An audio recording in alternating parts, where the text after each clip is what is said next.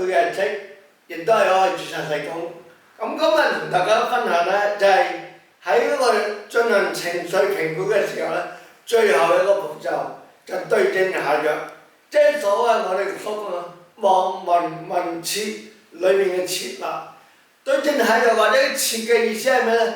係幫助你評估對方嘅情緒之後呢，作出一啲解決嘅方法，或者提供一啲資訊俾需要幫助情緒困擾嘅人士。咁好啦，最主要就係咩啊？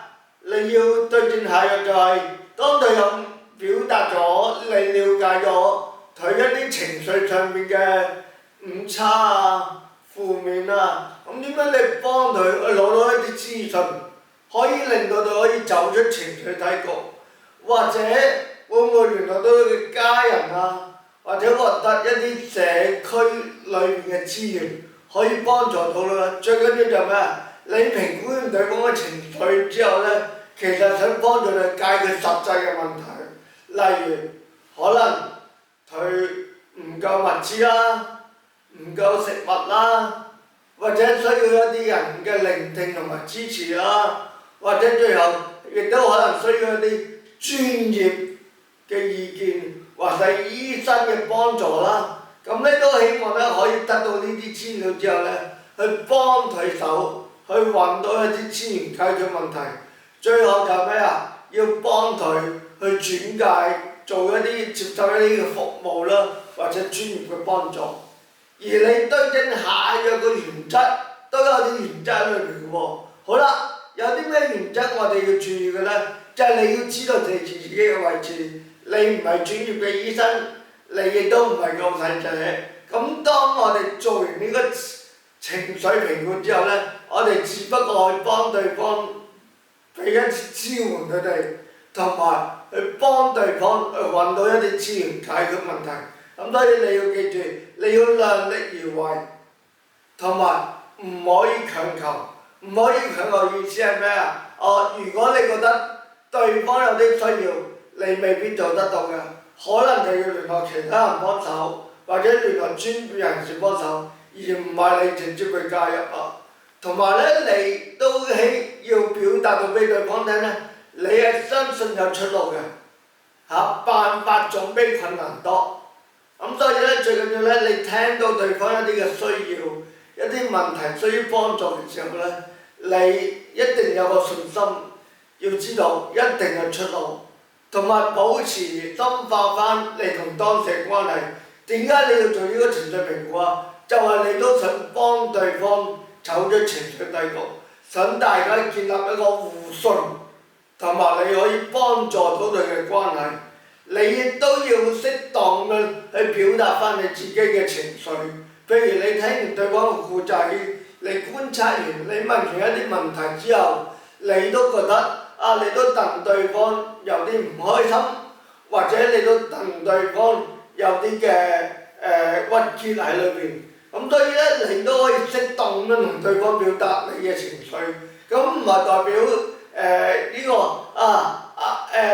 越問越差，其實你係將你嘅負面嘅情緒呢都適當表達嘅時候呢，其實可以同對方和翻，有個支持俾你。係啊，我聽完之後呢，我都戥你覺得唔開心，我都戥你覺得有唔抑鬱嘅地方，我都戥你覺得如果我係你，我都會有同樣嘅諗法。咁呢個呢，亦都係保持翻呢，你同對方你有個和應啦，我哋所講。但係你必須要抽離嘅狀態喎，始終你係一個旁觀者，所以呢，你千祈唔好呢，太過投入代入咗角色嘅時候呢，你就可能呢，連你自己嘅情緒呢都受到影響呢，就不能自拔啦。好啦，當我哋真係幫對方去轉介嘅時候呢，首先你哋要得到對方嗰個認同，同埋去保護翻對方嘅私隱。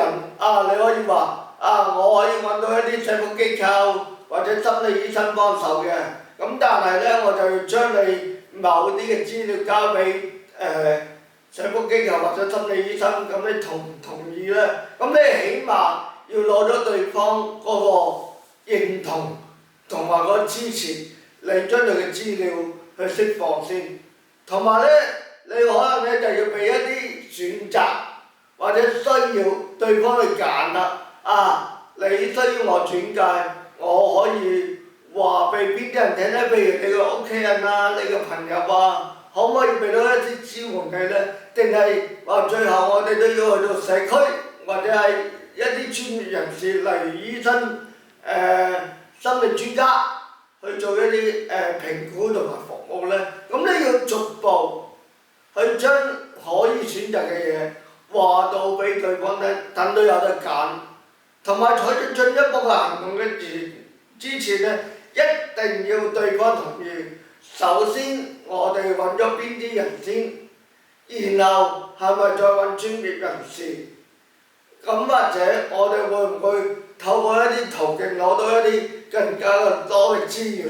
我哋就決定下一步點去做。咁我哋呢，希望呢喺呢個過程裏邊呢，都等對方有個信任，同埋知道你係可以幫到佢嘅。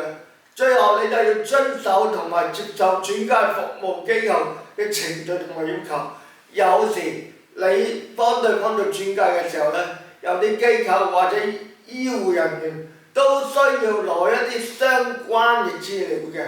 咁呢要好清楚解釋俾當事人聽，點解你要攞呢啲資料，用嚟做乜嘢？好啦，佢覺得我都想你嘅幫助，你可以將我啲資料話俾一啲社區嘅社福機構或者專業人士聽下。咁等我攞到個幫助啦，咁佢有個共識同埋認同之後呢，你就可以咁樣做啦。記住，你自己唔係救世者，你幫對方進行情緒評估最後一步，對症下藥嘅時候，你幫佢收穫一啲資源同埋轉介，同埋最緊要大家喺成個過程之中呢，都要說服同埋得到當事人嘅信任。多謝大家。